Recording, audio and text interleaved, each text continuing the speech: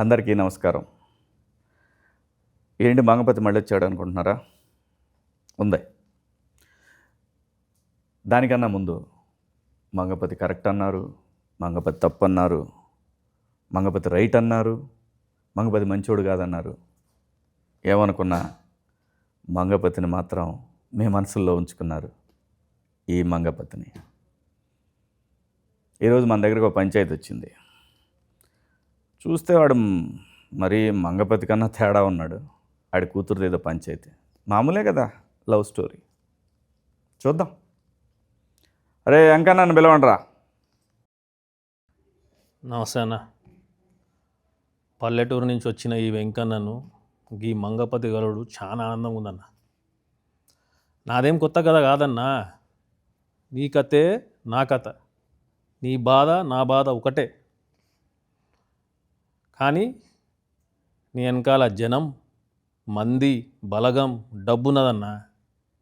నా కాడ ఏముందన్నా? నా కాడ నా కూతురి మీద ప్రేమ.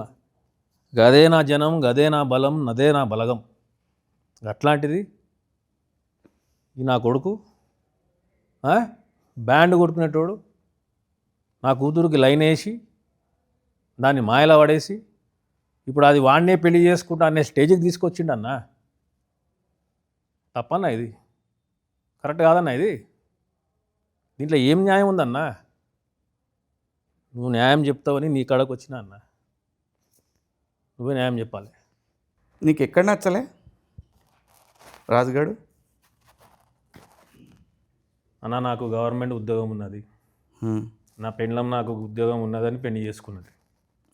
అవలాగానే లేక ఇళ్ళల్లో తిరుగు, రోడ్ల పాటు తిరిగితే చేసుకోరా.